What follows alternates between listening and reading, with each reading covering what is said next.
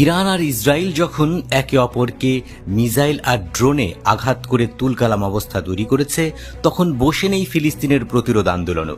ইসরায়েলকে সামরিকভাবে দুর্বল করতে এবার যৌথভাবে মাঠে নেমেছে হামাসের সামরিক শাখা আল কাসাম ব্রিগেড এবং ইসলামিক জিহাদের সশস্ত্র অংশ আল কুদস ব্রিগেড। গাজা ট্রিপে এই দুই সংগঠন একসঙ্গে চালাচ্ছে ধারাবাহিক পাল্টা আক্রমণ।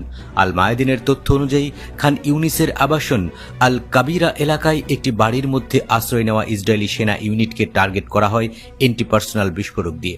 এতে কয়েকজন সেনা নিহত বা আহত হয় বলে দাবি করে আল কাসাম ব্রিগেড।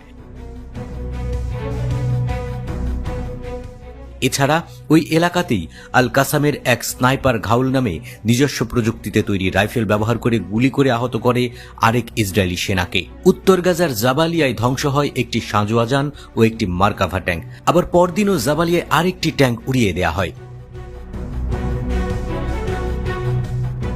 আল কুদস ব্রিগেডও গাজার উত্তরে অবস্থানরত ইসরায়েলি সেনা ঘাঁটির উপর 60 মিলিমিটারের মর্টার শেল নিক্ষেপ করে।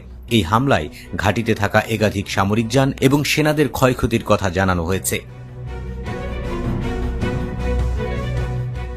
একই দিনে আল সুজাইয়া এলাকায় মুখোমুখি লড়াইয়ে ইসরায়েলি সেনাদের প্রাণহানির ঘটনা ঘটে বলে জানায় সংগঠনটি। গণমাধ্যমের খবরে উঠে এসেছে, খান ইউনিসে একটি বোমা পুঁতে রাখা ভবনে বিস্ফোরণে ইসরায়েলি এলিট ইউনিটের 12 সদস্য আহত হয়েছে। ঘটনাটি যুদ্ধক্ষেত্রে ইসরায়েলি সেনাবাহিনীর দুর্বলতার প্রতিচ্ছবি হিসেবেই দেখছে বিশ্লেষকরা।